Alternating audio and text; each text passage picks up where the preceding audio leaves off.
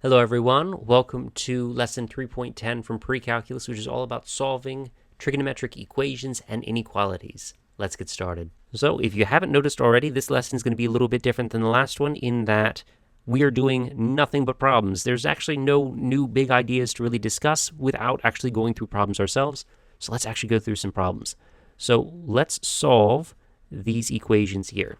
So what we're going to do is we're going to solve it step by step, and we're going to solve for the trig function itself. So we're going to subtract 5. We get 2 sine x is equal to -1. So sine x is equal to -1/2. Now do keep in mind we're keeping our solutions between 0 and 2 pi, 1 revolution of the circle, or rotation of the circle. If I use, and I can, if I use the inverse trig I learned about last lesson, I'm going to lose out on solutions. Because remember that for sine, if I draw a unit circle, inverse sine only uses the right half. I'll be missing an answer. So -1/2 would be there essentially.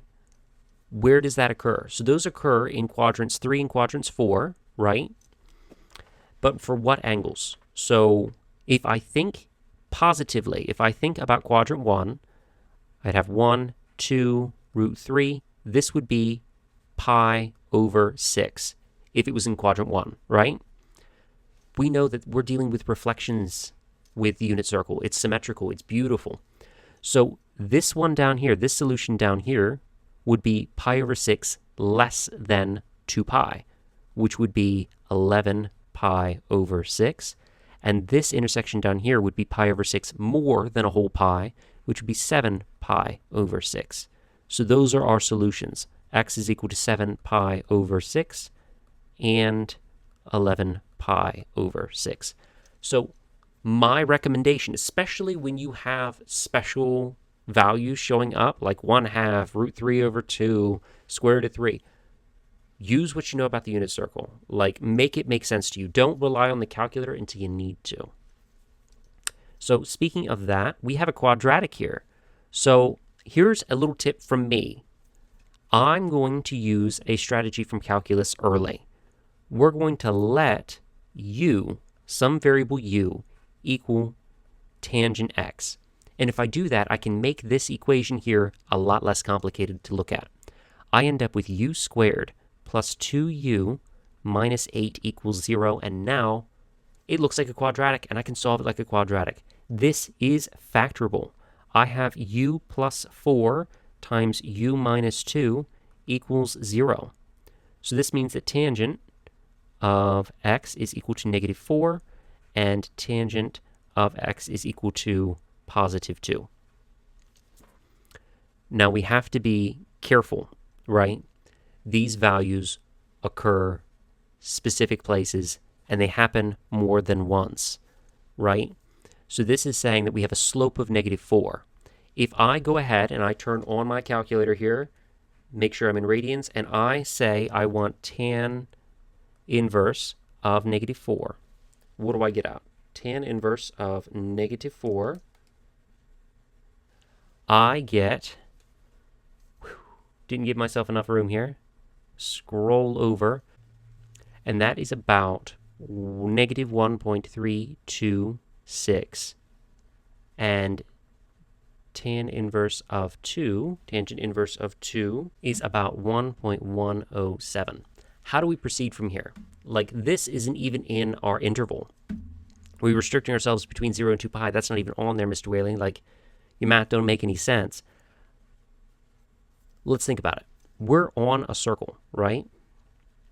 And tangent is the slope.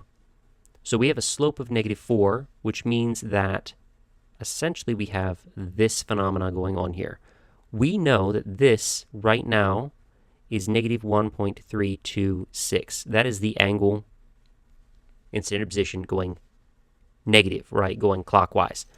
We need between 0 and 2 pi. How do we get there? Well, look at the diagram. We have this line. There's a pi difference between all of these. So if we take -3.26, -1.326, and we add pi to it, I get 1.816. That's our first answer. And then I'm going to add another pi to it. So I'm going to add another pi, and I get 4.957. So our answers here, x is equal to 1.816, 4.957. Let's figure out for this one. So we're going to again draw a circle. We're going to think about what's going on. We have a slope of 2. So we're going to have two intersections, one here and one here. We can see that this one is already 1.107. Great. To find the other one, we just add pi to that. So I'm going to take my non-rounded answer, and I'm going to add pi to it. And I get 4.249. So we have 4 answers. 4.249. So we have 4 answers there, and that seemed a little crazy.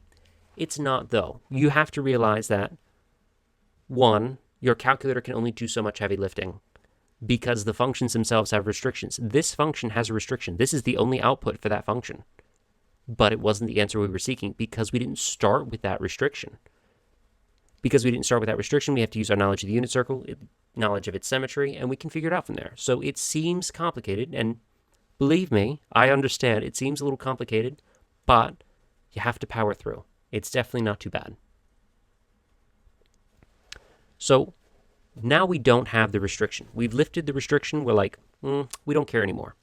So let's solve it based off of that. So for this one here, we're going to solve it as we would. We'd have cosine squared x is equal to 1/2. So cosine x is equal to the positive or negative square root of 2 over 2. Now I already know, for me, that's going to happen in 4 different places on the circle. That happens here, here, here, and here. Pi over 4, 3 pi over 4, 5 pi over 4, and then 7 pi over 4. We weren't given a restriction for being once on the circle, though. Not once did this tell me I'm going from 0 to 2 pi. It says I want all of the answers. So what's the symmetry here? We have pi over 4, 3 pi over 4, 5 pi over 4, 7 pi over 4, and that would keep going, positive or negative, right? So the first one is definitely pi over 4. What's the difference?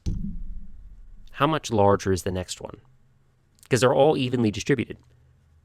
It's pi over 2 plus pi over 2 times k for k in the integers. So that's not bad. That's just adding a little bit of spice, if you will, compared to the other one. What about this one here? Well, if your first thought is divide by sign, what happens when you divide by 0? Can't quite do that. So we're going to move everything to one side. 3 sine squared x minus sine x is equal to 0. So we have sine x times 3 sine x minus 1 is equal to 0. So sine x is equal to 0, and then 3, well, no, we can solve that. That would be sine x is equal to 1/3. One of these is not like the others. This one's pretty easy. So this one would be sine is 0 at 0, pi, 2 pi. So this is x is equal to pi times k for k in the integers. Well, that's easy enough. What about the 1/3? Calculator time, right? I'm going to do inverse sine of 1/3. And I get sine inverse of 1/3 is equal to 0.34, essentially. How do I describe this symmetry? How do I go about this? Well, let's draw it. Sine is 1/3 in 2 quadrants. We found it here, 0.34, but it would also be 0. It would also be 1/3 here. How do I find that? Well, this distance and this distance should be the same. So if I actually take pi and I subtract 0.34 from it, I get 2.8. Then I can revolve around the circle as many times as I want for those. So not only do we have pi times k, let's actually erase this. I'm going to erase it for me. We have x is equal to pi times k. X is equal to 0.34 plus 2 pi k, whole revolutions. And x is equal to 2.8 plus 2 pi k, for k in the integers for all of them. And there we go. Might seem a little bit tedious that we have to go through and think about all of these things, but instead of thinking it as a tedious thing, think of it as a challenge. These equations are even more challenging and even more difficult than a lot of the ones that we faced before, so let's tackle that head on. Let's face the challenges and come out on the other side. How do we solve an inequality? Well, first of all, we have a restriction, so we're only looking from 0 to 2 pi, so from 0 to 2 pi. Let's solve it like an equation and see what's going on. So we'll solve it like any inequality, really.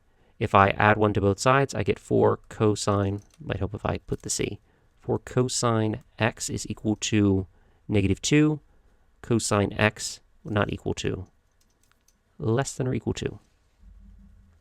So cosine x is less than or equal to -1/2.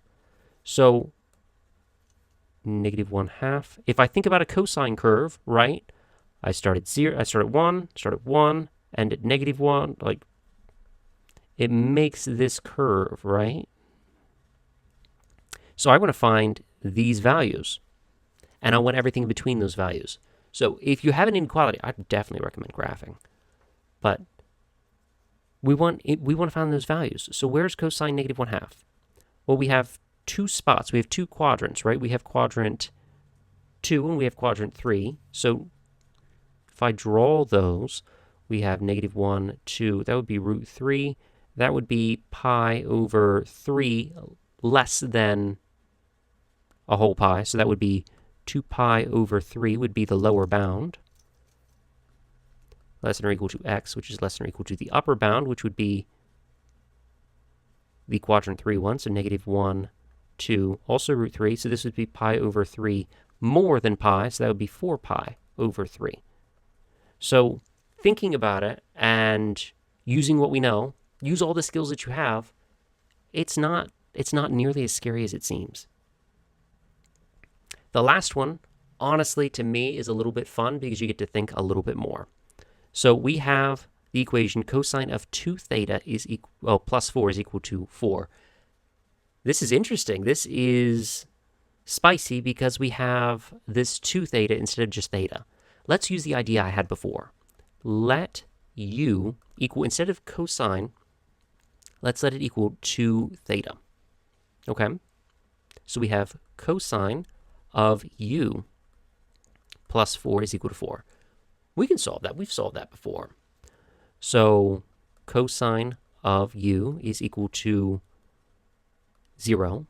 And cosine is equal to 0 at pi over 2. And then it's equal to 0 at 3 pi over 2. Those divided by 2 angles, right? All of them. So u is equal to pi over 2 plus k times pi, or pi times k, it really doesn't matter, for k in the integers, right? Well, that's not done. We're not done. We haven't solved for theta.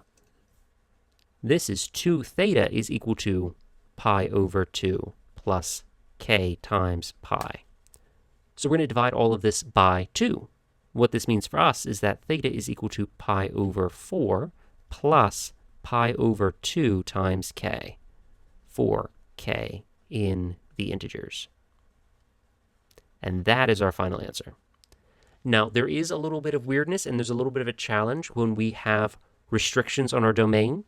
Like if this just said we wanted it from 0 less than or equal to theta less than or equal to 2 pi, we would have to be careful with how we're adjusting things. We might end up either having an answer that's not technically in our restricted values, or we might end up missing one. So be careful when you have restrictions.